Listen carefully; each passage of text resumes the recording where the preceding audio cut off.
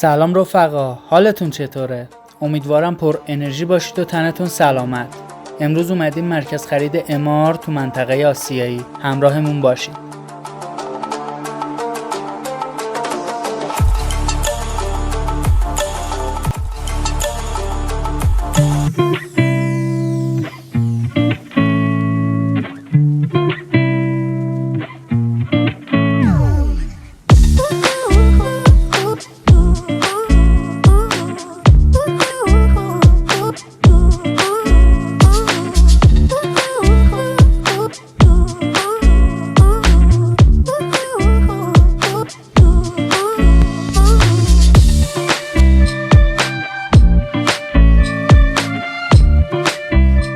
اگه دوست دارید بدونید چجوری میتونید از منطقه اروپایی بیایید به مرکز خرید امار، تا آخر این ویدیو همراه ما باشید.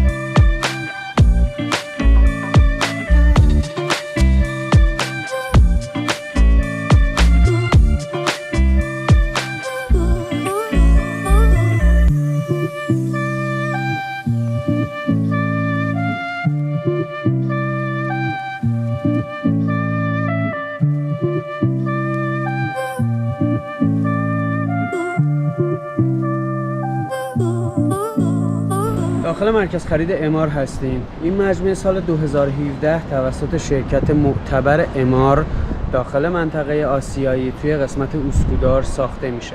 اینجا بیش از 400 تا مغازه داره و بیش از 50 تا برند معتبر دنیا امثال لوئیس ویتون و کارتیر. مجموعه امار از 2 تا برج 33 طبقه بغل هم تشکیل شده که روی هم رفته بیشتر از 333 تا واحد مسکونی داخل این 2 تا برج قرار داره.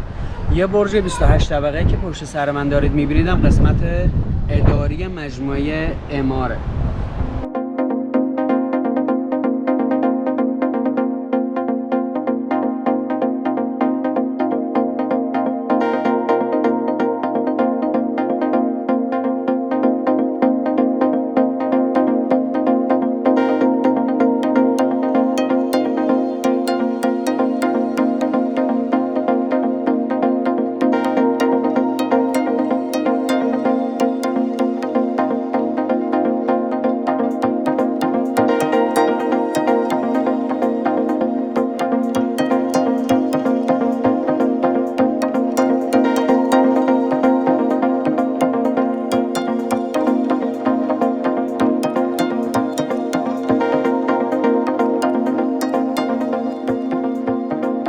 خب بچه‌ها، ما وارد اکواریوم مرکز خرید امار شدیم.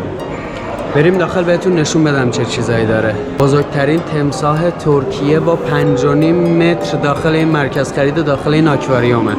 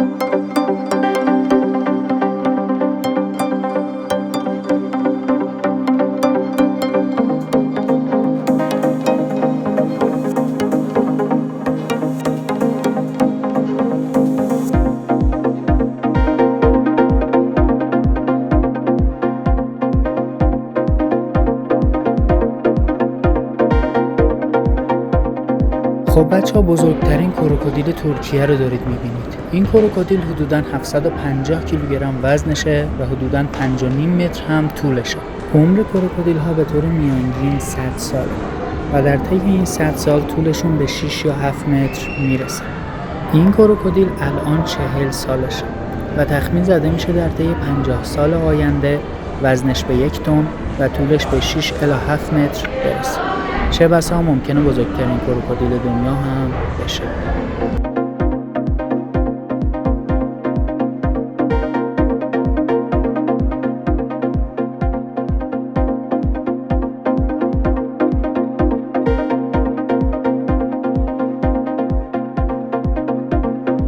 این هم از ولاگ امروزمون. امیدوارم که خوشتون اومده باشه. لایک و کامنت فراموش نشه. حتما ما رو سابسکرایب بکنید تا ویدیوی بعدیمون از دست ندید. به امید دیدار.